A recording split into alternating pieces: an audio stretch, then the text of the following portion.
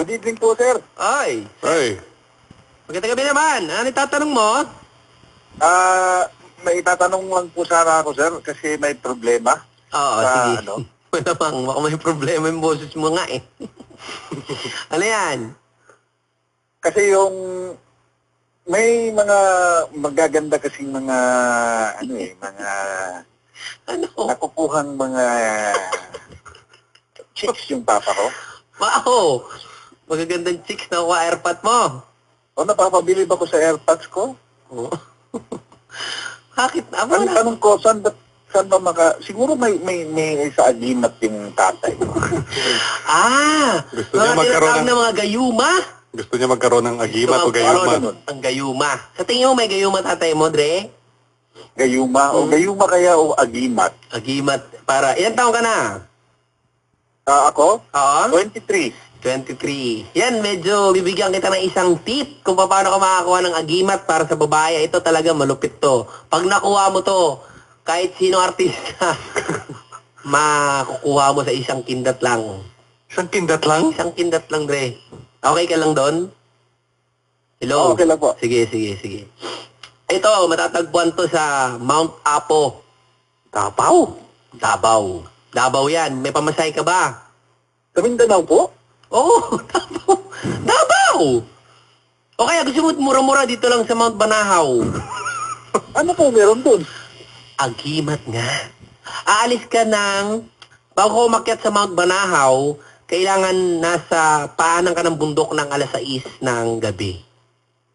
Wala kang ibang suot kung hindi nakabrief ka lang. Naka-brief? Oo, nakabrief. Tapos, mag-umpisa ka umakyat doon, wala kang ibang dala kundi kandila. Kandila lang. Kailangan matapang ka habang paakyat ka rito sa bundok na to, ha?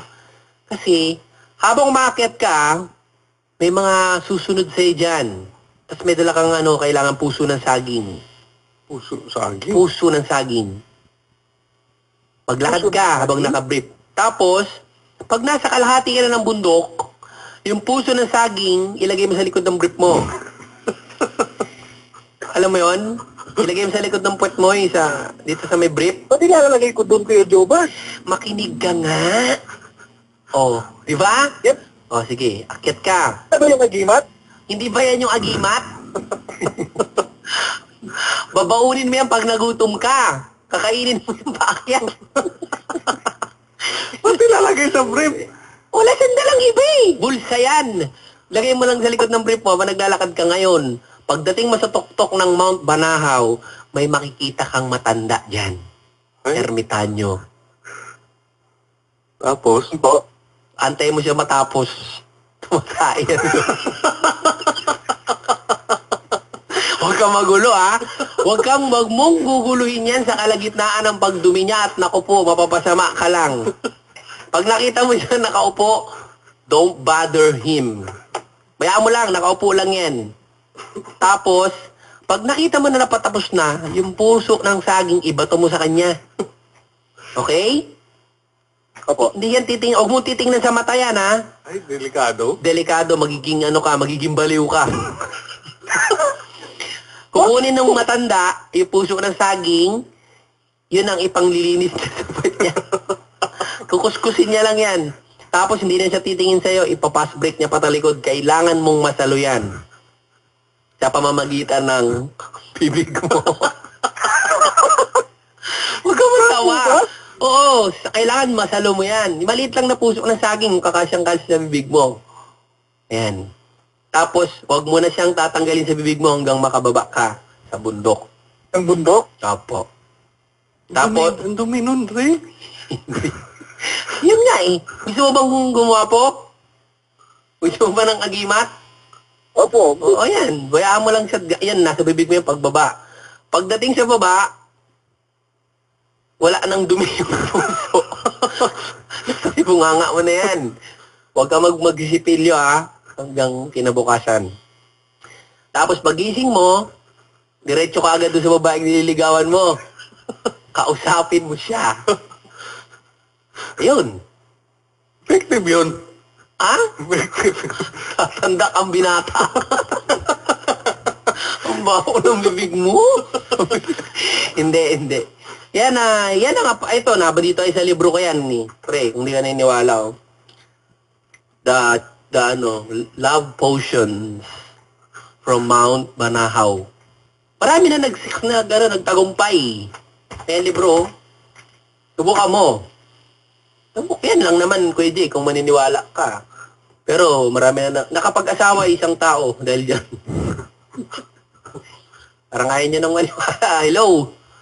Hello po. Oh. Willing ka ba? Nandito po. Willing ka ba na gawin yan? Parang Ano po? gusto mo ba bang gawin? Meron namang alternative. May alternative. May alternative. Ano pong alternative po? Yahay mo na siya kumain sa restaurant. Racket mo pa. Nung pala, pwede nung pala Kasi parang yun. nadududo rin ako sa nabasa ko. Parang ang baboy din ang gagawin niyo. Oo, yun na lang. Yayain mo na lang kumain sa labas. Kung may pera ka.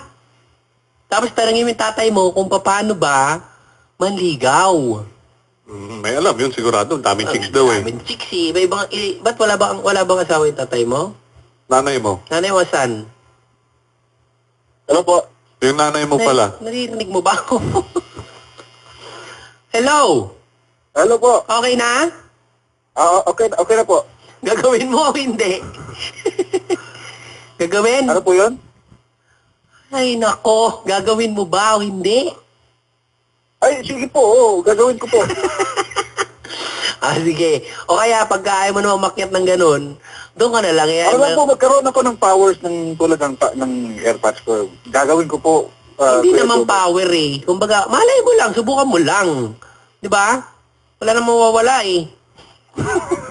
Mawawala lang yung health mo. Ang dumi niya. Subukan ko po. Sige. Kaya subukan mo lang ha. Okay, maraming salamat. Maraming salamat sa Dre ha. Maraming salamat din po. Sige, sa IFM. Naka-powers na ako. Sa IFM, siguradong enjoy ka! Itanong mo kay Kuya Jobert. Ano kaya yan? Ayun lang ang tanong. Kasi paakitin mo naman, banahaw ba naman eh. Tapos, Yun nakabrief nga, pa. nakabrief. Yun talagang, ano eh. Kaya lalo may mga mas mahirap pa kaya dyan. Yung ay, yung pinakamadali na yun. Yung madali binigyan na yan. Meron pa nga yung isa, yung pupunta ka sa sementeryo, tapos antayin mo yung alas 12, yung puso ng saging, may lalabas na punla yan. Ay, narinig ko na Oo, yan eh. abangan mo, kailangan pagka nasubo mo, sasakaling ka pa ng mga manananggal. Bakit? Aagawin nila sa'yo yun, yung perlas na itim. Tapos, anong epekto nun sa pag nanligaw ka? Wala lang. Wala lang. Papasakal ka lang sa manananggal. Parang papatunayan mo lang na magaling ka. Yun lang. Pwede ka pang mamatay. Alam mo ng mga tao, minsan naman daw yung hindi ka tatablan. Ay, hindi ka tatablan pala ng itak. Sa amin Ayun. kaya, may ganyan.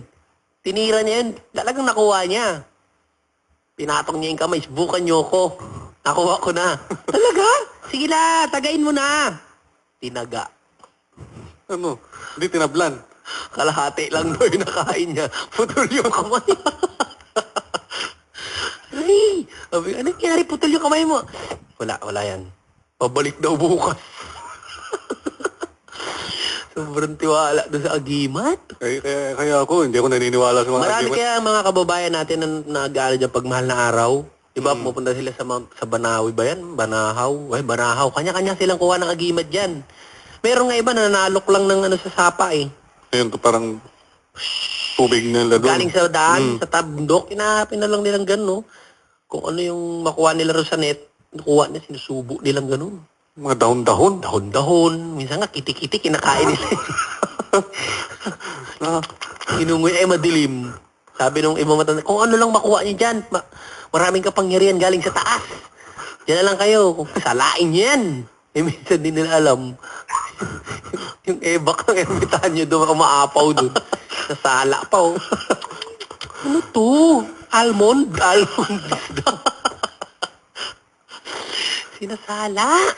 Kaya ingat talaga sa mga ganyan. Sa dami na Kasi maraming nabibiktima sa mga... kesyo, di ba, katulad ng kinuwento ko dati, yung binigyan siya sa loob ng, di ba, sa loob ng preso. Sabi niya, gusto kong tumakas dahil namimiss ko ni mga anak ko. Binigyan siya ng papel na Latin daw. Sa kasulat sa sa panyo. Sabi niya, tumakbo ka na. Panyo. Kahit tumarang yung magwardya, hindi kita tablan ng bala, Dre. Banggitin mo lang yan sa panyo.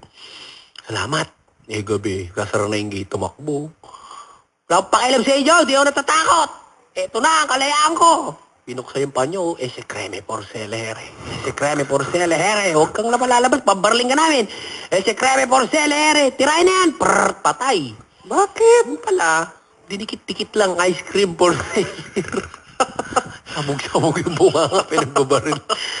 Ano nangyari dyan? Ewan ko sa kalokohan, tinan mo panyo, nakasulat ice cream mo. For...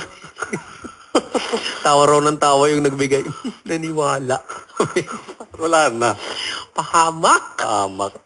Yan po, maraming salamat po sa mga nakikinig sa inyo. Tawag po kayo, 584-5545.